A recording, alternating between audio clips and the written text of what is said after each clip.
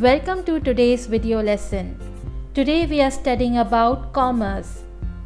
There are many reasons for which commas are used.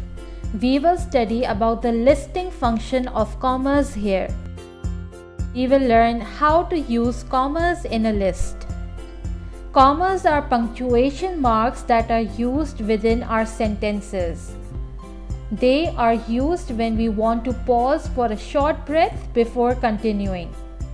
For this purpose, we use a comma when we are making a list of items so that our readers can understand our sentences more easily. What do we mean by using commas in a list? We can guess by its name that a listing comma is used to separate items or ideas one after another. For example, we need 2 cucumbers, 4 tomatoes, some onions, and a lettuce. We have made a list of 4 items here: 2 cucumbers, 4 tomatoes, some onions, and a lettuce. We use commas in between the items for 2 reasons.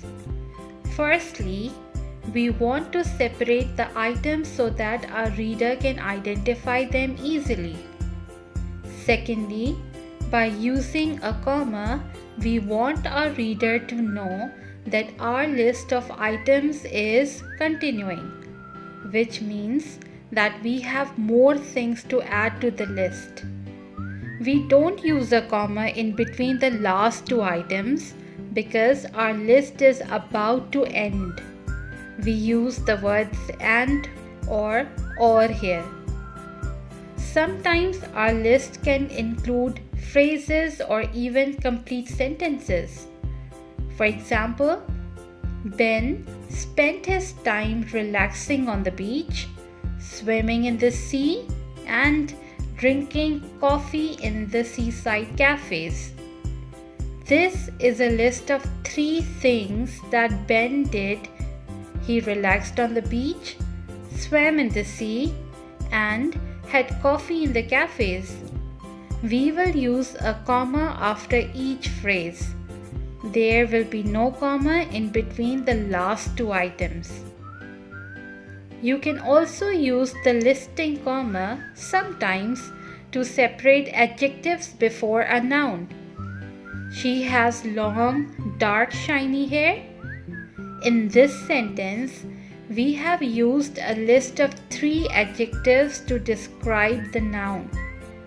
We are describing the hair as being long, dark, and shiny. When we make a list of adjectives to describe a noun, we do not add the comma between the last adjective on the list and the noun. In this case, shiny is the last adjective, so we will not place a comma between shiny and hair. Let's check our understanding through a practice question. You have to make a list of at least 4 things you had for either lunch or dinner yesterday.